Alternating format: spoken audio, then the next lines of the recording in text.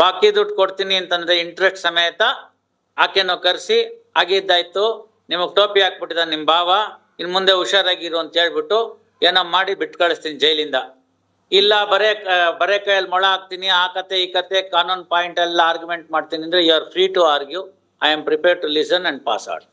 LIC agent ಆಗಿರ್ತಾರೆ, ಅವ್ರದ್ದು LIC insurance policy ಇರುತ್ತೆ, ನಾನು ಕೊಡಿಸ್ತೀನಿ ಅಂತ ಹೇಳ್ಬಿಟ್ಟು ಇವ್ರನ್ನ ಕರ್ಕೊಂಡು ಹೋಗ್ತಾರೆ ಬ್ಯಾಂಕ್ಗೆ ಇನ್ ದ ಇಯರ್ 2000.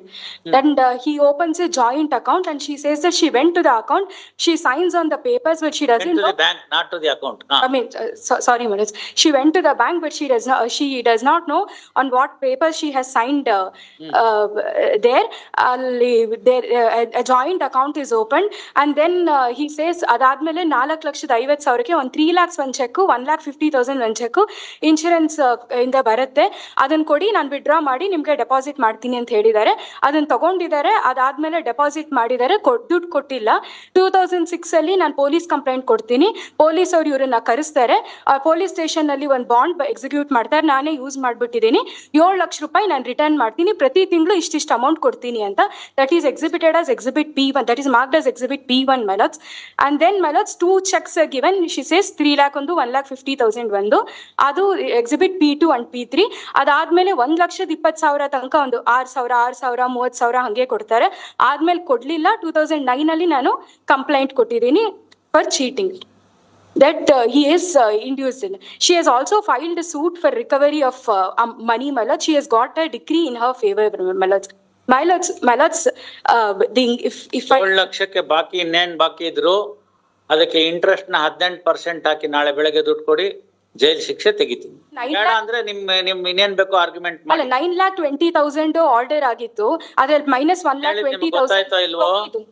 ಬಾಕಿ ದುಡ್ಡು ಕೊಡ್ತೀನಿ ಅಂತಂದ್ರೆ ಇಂಟ್ರೆಸ್ಟ್ ಸಮೇತ ಆಕೆನೋ ಕರೆಸಿ ಆಗಿದ್ದಾಯ್ತು, ನಿಮಗ್ ಟೋಪಿ ಹಾಕ್ಬಿಟ್ಟಿದ ನಿಮ್ ಭಾವ, ಇನ್ ಮುಂದೆ ಹುಷಾರಾಗಿರು ಅಂತ ಹೇಳ್ಬಿಟ್ಟು ಏನೋ ಮಾಡಿ ಬಿಟ್ಟು ಕಳಿಸ್ತೀನಿ ಜೈಲಿಂದ. ಇಲ್ಲ ಬರೇ ಕೈಯಲ್ಲಿ ಮೊಳ ಹಾಕ್ತೀನಿ, ಆ ಕತೆ ಈ ಕತೆ ಕಾನೂನ್ ಪಾಯಿಂಟ್ ಎಲ್ಲ ಆರ್ಗ್ಯುಮೆಂಟ್ ಮಾಡ್ತೀನಿ ಅಂದ್ರೆ you are free to argue. I am prepared to listen and pass out. Execution proceedings ಅಲ್ಲಿ ಒಂದಷ್ಟು ಅಮೌಂಟ್ ಸೇರಿಸಿ ಕರ್ಸಿ ಅದೇನ್ ಮಾಡ್ತಿರೋ ಎಲ್ಲ ದುಡ್ಡೆಲ್ಲ ಕೊಡ್ಬೇಕಲ್ಲ. he is a cancer patient ಮೇಲೆ I'll ask him to come ಪಾಪ ಮಾಡಬಾರದು ಮಾಡಿದ್ರೆ ಇನ್ನೇನಾಗುತ್ತೆ? ಬೇರೆ ಯಾರು ಅಲ್ಲ, ಅಣ್ಣನ ಹೆಂಡತಿ ತಮ್ಮನ ಹೆಂಡತಿಗೆ ಟೋಪಿ ಹಾಕುವಂತ ಶಾಂತಿ ಇಲ್ಲ ಅಲ್ಲಂಗೆ ಕ್ಯಾನ್ಸರ್ ಬರದಲ್ಲ ಇನ್ನೇನು ನಳ್ನಳಿಸ್ತಾ ಇರ್ತಾನ 100 ವರ್ಷದ ತನಕ. ಅವಳು ದಿನ ಅನ್ಕೊಂಡಿರ್ತಾಳೆ ನಮ್ ಭಾವಂಗ್ ಬರ್ಬಾರದು ರೋಗ ಬಂದ್ ಬೇಗ ಗೊಟ್ಟಕ್ಕನ್ನ ಅಂತ. ಗಂಡ್ಸತ್ ವಿಧವೆಗೆ ಇನ್ನು ಕನ್ನಡದಲ್ಲಿ ಆಡ್ಕೆ ಮಾತಿದೆ ರೂಢಿನಲ್ಲಿ, ಅದ್ ಅನ್ಬಾರ್ದು ಅಂತ ವಿಧವೆ ಅಂತ ಯೂಸ್ ಮಾಡ್ತಾ ಇದ್ದೀನಿ.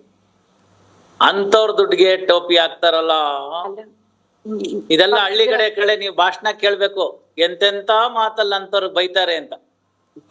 ಅದೆಲ್ಲ ಇಲ್ಲಿ ಹೇಳಿದ್ರೆ ನನ್ ಬಾಯಿ ಕೆಟ್ಟೋಗುತ್ತೆ, ಮತ್ ಸ್ಥಾನಕ್ಕೆ ಅಗೌರವ ಅಷ್ಟೇ. ಅದೇನ್ ಬಾಕಿ ಇದೆಯೋ ಎಲ್ಲ ದುಡ್ಡು ತಗೊಂಡ್ ಬನ್ನಿ, ಕೊಡಿಸ್ತೀನಿ. ಅಯ್ಯಮ್ಮಂಗೆ ಹೇಳ್ತೀನಿ ಶಾಪ ವಾಪಸ್ ತಗೊಂಡ್ಬಿಡು ದುಡ್ಡು ಬಂತಲ್ಲ ಅಂತ. ಯಾರಿಗ್ ಗೊತ್ತು ಕ್ಯಾನ್ಸರ್ ಕ್ಯೂರ್ ಆಗ್ಬೋದು. ಯಾವತ್ ನಾಳೆ ಕರೆಸ್ತಿರೋ ಸೋಮವಾರ ಅವ್ರಿಗೆ ತುಂಬಾನೇ ಹುಷಾರಿಲ್ಲ. ತುಂಬಾನೇ ಆಗತ್ತೆ ಹೇಳ್ತಾ ಇದೀನಲ್ಲ, ಕ್ಯಾನ್ಸರ್ ಅನ್ನೋದೇ ಅಂತ ರೋಗ. ಇನ್ ಸ್ವಲ್ಪ ದಿನ ಬಿಟ್ಬಿಟ್ರೆ ಅಲ್ಲೇ ಶಿವಾಯ ನಮಃ 75 years ಆಗುತ್ತೆ. ಇನ್ನೇನ್ ನಾಳೆಗಳಿಗೆ ನಾಡಿದ್ದಾದ್ಮೇಲೆ ಕಡಿಮೆ ಆಗುತ್ತೋ ಜಾಸ್ತಿ ಆಗುತ್ತೋ ವಯಸ್ಸು? ಇನ್ನೊಂದೇನಂದ್ರೆ ಇವ್ರೆಲ್ಲ ವಯಸ್ಸು ಹೋಗ್ತಾ ಹೋಗ್ತಾ ಜಾಸ್ತಿ ಆಗುತ್ತಾ ಕಮ್ಮಿ ಆಗುತ್ತಾ? ಜಾಸ್ತಿನೇ ಆಗುತ್ತೆ. ಮತ್ತೆ ಅಲ್ಲ ಡಾಕ್ಟರ್ ಇನ್ನೇನು ಇಲ್ಲ ಇವ್ರದ್ದು ದಿನಗಳಷ್ಟೇ. ಸುಮ್ನೆ ಆರಾಮಾಗಿ ಜೈಲ್ಗೆ ಹೋಗಿ ಸೇರ್ಕೊಂಡ್ಬಿಡ್ಲಿ. ಈಗ ಸಸ್ಪೆನ್ಷನ್ ಮಾಡಿದೀವಲ್ಲ, ತೆಗೆದಾಕ್ಬಿಡ್ತೀವಿ, ಬೇಗ ತೀರ್ಮಾನ ಕೊಟ್ಬಿಡ್ತೀವಿ. ಪೊಲೀಸ್ನವ್ರು ಬರ್ತಾರೆ, ನಡಿಯಪ್ಪ ರಾಜ್ಕುಮಾರ್ ಅಂತ ಹೇಳ್ತಾರೆ, ಡೈರೆಕ್ಟ್ ಪಾಸ್ಪೋರ್ಟ್, ನೋ ಇಮಿಗ್ರೇಷನ್. ಮಾಡ್ಬಾರದ್ ಮಾಡಿದ್ರೆ ಆಗ್ಬಾರದ್ ಆಗ್ಬಿಡುತ್ತಮ್ಮ. ಕಲಿಯುಗದಲ್ಲಿ ಕೈ ಮೇಲ್ ಫಲ ಅಂತ. ಹೌದು, ಇವ್ರು LIC ಇದಕ್ಕೆ ಕಂಪ್ಲೇಂಟ್ ಕೊಟ್ಟು ಅವ್ರ ಏಜೆನ್ಸಿ ಅದು ಏನ್ ಮಾಡ್ತಾರೆ? LIC ನನಗೆ ತನ್ನ ಆದ್ನಿಗೆ ಬಿಡದೆ ಇದ್ದವ್ ಇನ್ನೆಷ್ಟು ಜನಕ್ಕೆ ಇನ್ನೇನೇನ್ ಟೋಪಿ ಮಾಡಿದನು? ಇಲ್ಲ ಸ್ವಾಮಿ, ಆ ತರದ್ದೇನು ಇಲ್ಲ. It's A genuine case. Joint account is open my lords without Har consent it cannot B withdrawn. ಹೋಗ್ಲಿ ಬಿಡಿ, ಅವ್ರು ಮಾಡಿದ ಕರ್ಮಕ್ಕೆ ಅವ್ರು ಅನುಭವಿಸ್ತಾ ಇದಾರೆ. ನಾವ್ ಯಾಕೆ ನಮ್ ಬಾಯಿಂದ ಕೆಟ್ಟದ್ ಹೇಳ್ಬೇಕು? ನೀವು ಮೆರಿಟ್ಸ್ ಮೇಲೆ ಏನಾರು ಇದ್ರೆ ಮಾಡ್ಬಿಡಿ. ಅಡ್ಮಿಟೆಡ್ಲಿ ಮಾಡಿರೋದು ಫ್ರಾಡು, 420 ಕೆಲಸ. ಅದನ್ನ ಹೆಂಗ್ ಸಪೋರ್ಟ್ ಮಾಡ್ಕೋತೀರ? That in the revision. ಬೇರೆ ಯಾರಿಗೋ ಟೋಪಿ ಹಾಕ್ತಾನೆ ಅಂತಂದ್ರೆ ಇಲ್ವಂತೆ. ಇಲ್ಲಿ ಮದ್ದಾಕೋದು ಅಂತ ಒಂಥರ ಇರುತ್ತೆ. ಈಗೆಲ್ಲ ಕಡಿಮೆ ಆಗ್ಬಿಟ್ಟಿದ್ದಾರೆ. A particular herbal chemicals are used and small ಒಂದು ಗುಳ್ಳೆ ತರದ ಇಷ್ಟ ಉಂಡೆ ಮಾಡ್ಬಿಡ್ತಾರೆ. ಸಣ್ಣಕ್ಕಿರುತ್ತೆ, ಅದನ್ನು ಊಟದ ಜೊತೆ ಕೊಟ್ಬಿಡ್ತಾರೆ. ಸೈಂಟಿಫಿಕ್ ರೀಸನ್ ಏನು ಅಂದರೆ ಆ combination it cannot be digested and it sticks on to the some portion of the GI tract, maybe in the stomach or in the intestine or somewhere. It sticks to that. Automatically the person feels, indigestion, so many things. ಊಟ ಸೇರೋದಿಲ್ಲ, ತಾಪತ್ರೆ ಆಗುತ್ತೆ, because some foreign body is inside. ಇದನ್ನ ವಾಪಸ್ ತೆಗ್ಸೋಕು ಮಾರ್ಗ ಗೊತ್ತಿದೆ, ಆ ಮದ್ದನ್ನ ಗೊತ್ತಾಯ್ತಲ್ಲ. ಅಂದ್ರೆ ಅದಕ್ಕೆ ಕೌಂಟ್ರ್ ಏನೋ ಕೊಟ್ರೆ ಅದು ಹೊರಗೆ ಬಂದ್ಬಿಡುತ್ತೆ, ವಾಂತಿನಲ್ಲೋ ಐದರ್ ಮೋಷನಲ್ಲೋ ಹೊರಟೋಗ್ಬಿಡುತ್ತೆ. If it is in the stomach, ವಮನ ಅಂತ ಆಯುರ್ವೇದದಲ್ಲಿ. ವಮನ ಅಂತಂದ್ರೆ ಊರ್ಧ್ವಮುಖವಾಗಿ ಬರ್ತಕ್ಕಂಥದ್ದು. ಅದು ಜಠರದಲ್ಲಿದ್ದಾಗ ಮಾತ್ರ ವಾಂತಿ ಸಾಧ್ಯ, ಗೊತ್ತಾಯ್ತಲ್ಲ.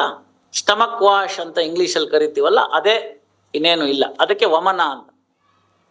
ಅಂದ್ರೆ ಅಪ್ವರ್ಡ್ ಪ್ರೆಷರ್ ಕ್ರಿಯೇಟ್ ಮಾಡ್ತಾರೆ, ಕ್ರಿಯೇಟ್ ಮಾಡಿಬಿಟ್ಟು ಹೊರಗಡೆ ಹಾಕ್ಸ್ಬಿಡೋದು, ರಿವರ್ಸ್ ರೂಟಲ್ಲಿ ಬಂದಂಗಾಗುತ್ತೆ. ಈ ಮದ್ದು ಹಾಕೋದು ಕಲ್ತ್ಬಿಟ್ಟಿರ್ತಾರಲ್ಲ, ಅದನ್ನ ಯಾರ ಮೇಲಾರು ಎಕ್ಸ್ಪೆರಿಮೆಂಟ್ ಮಾಡ್ಬೇಕಲ್ಲ. ಕಲ್ತಿರೋದು ಹೆಂಡತಿ ಆದ್ರೆ ಈಜಿಗೆ ಸಿಕ್ಕೋದೆ ಪಾಪ ಗಂಡ, ಅವನ ಮೇಲೆ ಹಾಕ್ಬಿಡ್ತಾಳೆ. ಆ ರಿವರ್ಸ್ ಪ್ರೋಸೆಸ್ನ ಸರಿಯಾಗಿ ಕಲ್ತಿಲ್ದೆ ಹೋದ್ರೆ ಅಭಿಮನ್ಯು ಚಕ್ರವ್ಯೂಹ ಆಗ್ಬಿಡುತ್ತೆ. ಅಂದ್ರೆ ವಾಪಸ್ ತೆಗೆಯೋ ಮಾರ್ಗ. ಮಕ್ಕಳ ಮೇಲೆ ಹಾಕೋರ್ನ ನೋಡಿದ್ದೀನಿ ನಾನು. ಯಾರೋ ಸಿಕ್ತೆ ಹೋದ್ರೆ ಮಕ್ಕಳ ಮೇಲೆ ಹಾಕ್ಬಿಡೋದು ಅಂತ ಚಟ. ಅದು ಒಂದ್ಸತಿ ಕಲ್ತ್ಬಿಟ್ಟ ಮೇಲೆ ಮ್ಯಾಜಿಕ್ ಮಾಡ್ದಂಗೆ ಇದು ಮಾಡಿ ಹಂಗೆ ತೆಗೆಯೋದು, ಹಿಂಗೆ ಮಾಡೋದು ಹಂಗೆ ತೆಗೆಯೋದು, ಹಂಗೆ ಮಾಡೋದು ಹಂಗೆ ತೆಗೆಯೋದು. You understand that? ಇವನು ಹಂಗೆ ಫ್ರಾಡ್ನ ಮೊದಲು ನಾದ್ನಿ ಮೇಲೆ ಮಾಡಿ ಆಮೇಲೆ ಯಾರ್ಯಾರಿಗೆ ಮಾಡೋದು. ಅಲ್ಲ, ಅವ್ರ ಏಜೆನ್ಸಿನೇ ಅಕೌಂಟ್ ಓಪನ್ ಮಾಡಿಸಿದಾರೆ ಇಬ್ರು. ಬೇಕಾಗಿತ್ತ? ಅಂದಿ ಕಾಂಟ್ರರಿ ಹೆಂಗಿರ್ಬೇಕಮ್ಮ, ಹೆಂಗಿರ್ಬೇಕು? ಆಕೆ ಗಂಡ ಅಂದ್ರೆ ಇವಳಿಗೆ ಸಿಬ್ಲಿಂಗು, ಅವನು ಸತ್ತೋಗ್ಬಿಟ್ಟಿದ್ದಾನೆ. ಏನ್ ಮಾಡ್ಬೇಕಂತ ಸಂದರ್ಭದಲ್ಲಿ ಶಾಂತಿಲಾಲ್ ಅಯ್ಯೋ ಪಾಪ ಅಂತ ಹೇಳಿ ಅವ್ರ ಮನೆಗೆ ನೆರಳಾಗಿ ನಿಂತು ತನ್ನ ಕೈಯಿಂದ ಸಹಾಯ ಮಾಡಿ ಮಕ್ಕಳು ಮರಿಗೆ ಏನಾರು ಒಂದು ಚೂರುಪಾರು ಕೊಟ್ಟು ನೋಡ್ಕೊಳ್ತಕ್ಕಂಥದ್ದು ಫಸ್ಟ್ ಲೆವೆಲ್ ಸಾತ್ವಿಕತನ. ಪಾಪ ಅವಳು ಗಂಡನ್ ಕಳ್ಕೊಂಡು ಮಕ್ಕಳನ್ನ ಇಟ್ಕೊಂಡು ಭಾವ ಮೋಸ ಮಾಡಲ್ಲ ಅನ್ಕೊಂಡು ಅವ್ನು ನಂಬ್ಕೊಂಡು ಹೋದ್ರೆ ಟೋಪಿ ಹಾಕ್ಬಿಡ್ತೀರಾ? ಕರ್ಕೊಂಡೋಗಿ. At the inception that dirty mind is there. You understand that? At the inception ಕರ್ಕೊಂಡೋಗಿ ಅವಳ ಹತ್ರ ಸೈನ್ ಹಾಕಿಸ್ದಾಗ್ಲೇ ಗೊತ್ತಿದೆ ಅವನಿಗೆ ಮಾಡ್ಬೇಕಾದೆಲ್ಲ ಕುಕೃತ್ಯನ, ಫುಲ್ ಡರ್ಟಿ ಮೈಂಡ್ ಕೆಲಸ ಮಾಡಿ ಅವ್ಯವಹಾರ ಏನೇನ್ ಮಾಡ್ಬೇಕು ಎಲ್ಲ ರೆಡಿ ಮಾಡ್ಕೊಂಡ್ಬಿಟ್ಟಿದ್ದಾಳೆ. ಅಸಹಾಯಕ ಹೆಣ್ಣು ಮಗಳನ್ನ ದುರುಪಯೋಗ ಸಂಪೂರ್ಣವಾಗಿ ಮಾಡ್ಕೊಂಡಿರೋಂಗೆ ಮರ್ಸಿ ಅಂತ ತೋರಿಸೋದು. You understand that? You understand that? So this is not a case where this court will not be inclined to show any mercy to your client. That too in the revisional jurisdiction. ಒಂದೇ ಮಾರ್ಗ ಏನು ಅಂದ್ರೆ ಆ ಎಮ್ಮಂಗೆ ಇವನ್ ಯಾವನ್ಗೋ ಜೈಲ್ಗೆ ಹೋಗೋದ್ರಿಂದ ಏನೂ ಬರಲ್ಲ. ಕಷ್ಟನೋ ಸುಖನೋ ಪಾಪ ಒದ್ದಾಡೋಗ್ಬಿಟ್ಟಿದ್ದಾಳೆ, ಕೋರ್ಟು ಕಚೇರಿ ಅಂತ ಅಳೆದ್ಬಿಟ್ಟಿದ್ದಾಳೆ. ಪೊಲೀಸು ಅಂದ್ರೆ ಸುಮ್ಮನೆ ಆಗುತ್ತಾ? ಸಾದಿಲ್ವಾರ್ ಖರ್ಚು, ಮೇಲ್ ಖರ್ಚು, ಕೆಳಗಿನ ಖರ್ಚು ಎಲ್ಲ ಖರ್ಚು ಮಾಡಿ ಮಾಡಿ ಮಾಡಿ ಮಾಡಿ ಸುಸ್ತಾಗ್ಬಿಟ್ಟಿದ್ದಾಳೆ.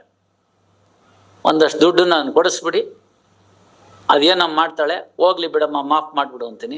ಎಲ್ಲ ಹೆಣ್ಮಕ್ಳು ಹೃದಯನೂ ಅತ್ಯಂತ ಕರುಣಾಮಯಿಗಳಂತೆ, ಕ್ಷಮೆಯಾಧರಿತ್ರಿ ಅಂತ. ಅದಕ್ಕೆ ಹೋಗ್ಲಿ ಬಿಡು ಮಾಫ್ ಮಾಡ್ಬಿಡು ಅಂತ ಹೇಳ್ತೀನಿ. ಆ ಎಮ್ಮನ್ ಕರ್ಸಿ ಬರೇ ಕೈಯಲ್ಲಿ ಮೊಳ ಹಾಕೋಂಗಿಲ್ಲ. ಕ್ಯಾನ್ಸರು 4 ಆಣಿಗೆ 8 ಆಣಿ ಕೊಡ್ತೀನಿ, 8 ಆಣಿಗೆ 1 ರೂಪಾಯಿ ಕೊಡ್ತೀನಿ, ಅವೆಲ್ಲ ನಡೆಯಲ್ಲ. Please, I'll advise. Monday at 2:30 get your client. Please. You also try to contact the complainant to be present. We'll put an end to this.